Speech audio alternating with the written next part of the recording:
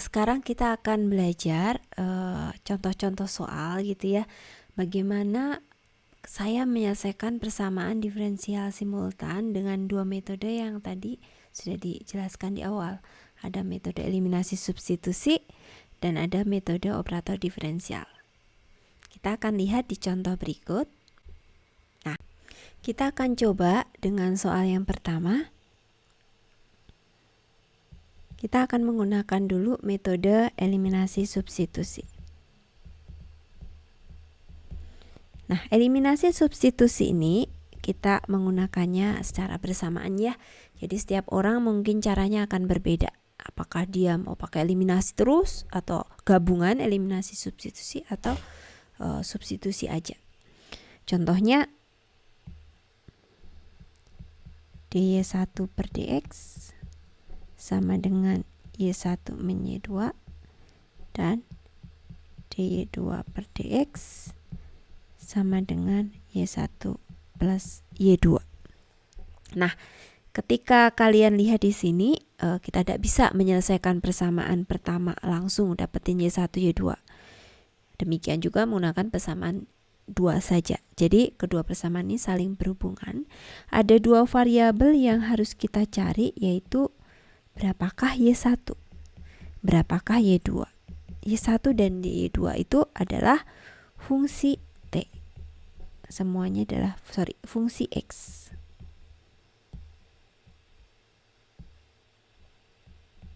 Fungsi x ya. Nah, sekarang bagaimana kita menyelesaikan dengan metode eliminasi atau substitusi ini? Oke. Kita akan mulai dengan kita coba menuliskan dalam bentuk yang lebih simpel ya. dy1 per dx itu saya bisa tuliskan menjadi y1 aksen sama dengan y1 min y2. Dan di sini y2 aksen sama dengan y1 plus y2. Ingat dalam hal ini y-nya itu adalah fungsi x ya. Nah, kemudian di persamaan kedua ada y2 aksen. Nah, saya bisa memanipulasi y2 aksen ini dari persamaan pertama. Caranya seperti apa? Saya bisa tuliskan y2 saya keluarkan ke ruas kiri dan saya tuliskan y2 itu adalah y1 min y1 aksen. Betul ya?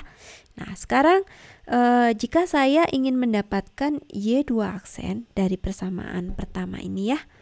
Ini persamaan pertama. Maka saya bisa menurunkan kedua ruas kiri dan ruas kanan.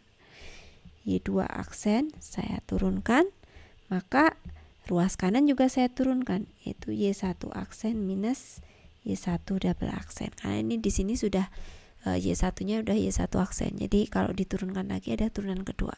Nah, nilai ini saya akan substitusi ke persamaan kedua.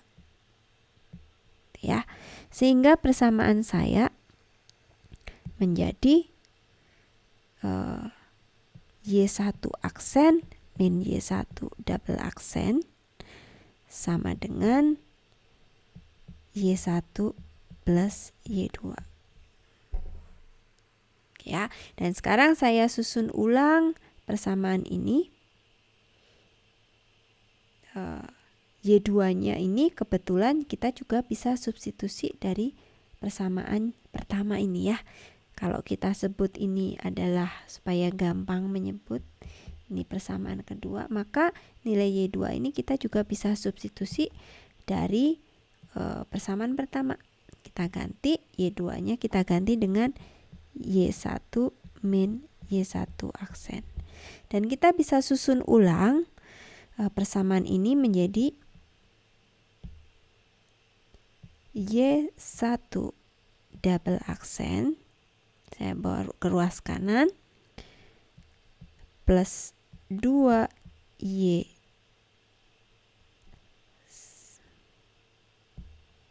nah di sini minus ya, karena y1 kita bawa ke ruas kanan, jadi minus 2y1 aksen plus 2y1 sama dengan 0.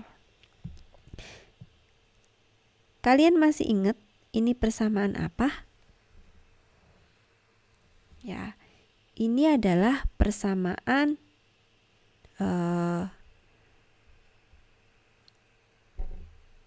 persamaan apa nih? Persamaan linear orde 2 yang homogen. Kenapa saya sebut homogen? Karena di sini nilai fx-nya adalah 0. Di sini fx-nya 0, makanya ini saya sebut persamaan diferensial linear orde 2 karena di sini turunan kedua ya, orde 2 homogen.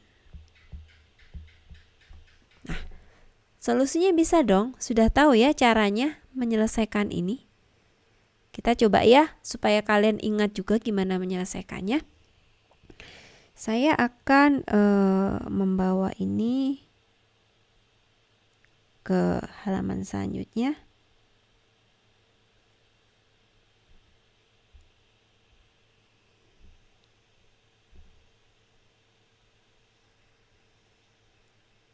Ya.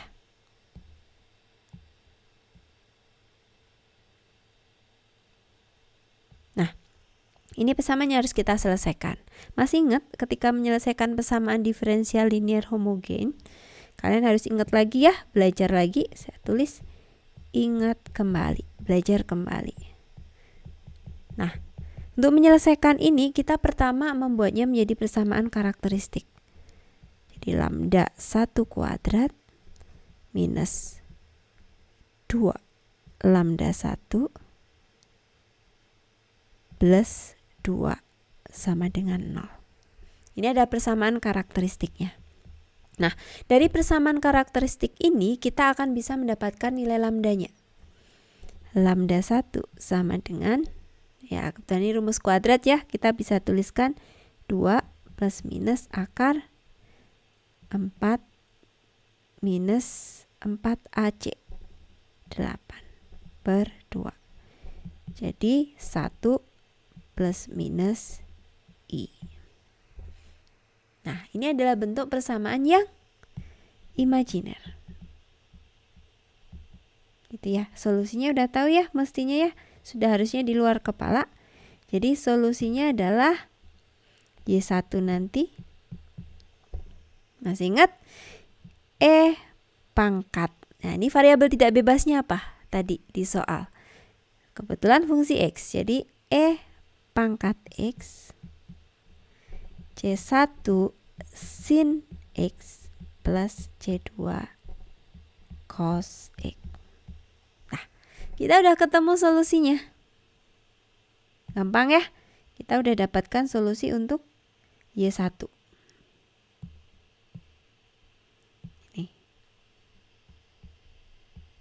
Nah, sekarang bagaimana kita mendapatkan Y2? Nah, kita akan kembali lagi. Tadi Y2 itu gimana hubungannya dengan Y1? Untuk mencari Y2, kita bisa menggunakan persamaan 1. Y2 sama dengan Y1 minus Y1 aksen. Jadi di sini kita tulis Y2 adalah Y1 minus Y1 aksen. Betul ya? Nah, sekarang Y1-nya udah punya. Kita udah punya. Berarti Y1 aksennya kita bisa cari. Ya, kita coba cari Y1 aksen. Y1 aksen berarti ini kebetulan adalah bentuk U kali V. Turunan dari U kali V apa? U aksen V plus U V aksen. Jadi Y1 aksennya adalah E pangkat X. Ya, kebetulan U aksennya kan E pangkat X ya. Kalikan C1 sin X plus C2 cos X ditambah, nah, E pangkat X kali turunannya. Turunan dari sin apa? Cos. C1 cos X. Turunan dari sin apa? Turunan dari sin, turunan dari cos apa? Adalah minus sin.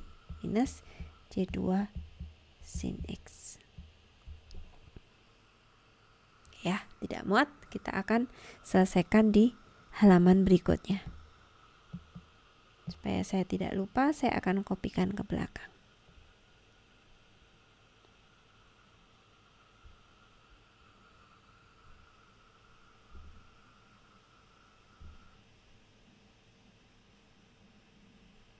Itu ya. Nah, sekarang kita akan teruskan nih gimana menyelesaikannya.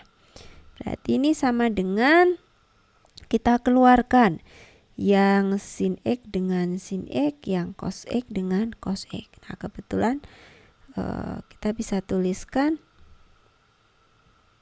E pangkat X, sin X-nya ada C1 minus C2 sin X plus, nah cos X-nya ada C1 plus C2 cos X. Nah, ini bentuk Y1 aksennya. Nah, tadi ketika kita mencari Y2, Y2 itu adalah Y1 minus Y1 aksen. Jadi kita tinggal hitung aja. Y2 adalah Y1 min Y1 aksen. Y1-nya adalah ini E pangkat X C1 sin X plus C2 cos X.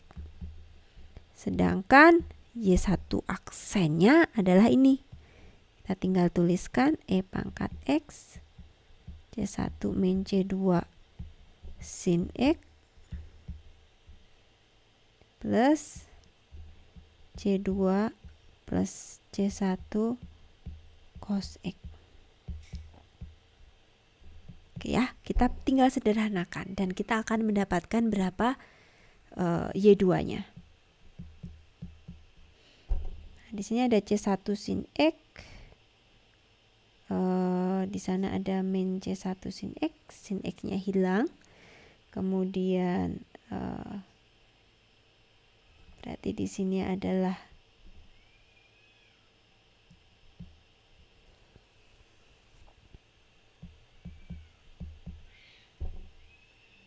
kemudian C2 cos X, di sana di belakang ada minus C2 cos X, berarti tinggal minus C1 cos X. Nah, ini adalah solusi Y2-nya. Jadi gampang ya. Kita udah dapetin solusi Y1 dan Y2-nya. Jadi solusinya ini yang kita cari. Mudah-mudahan jelas ya.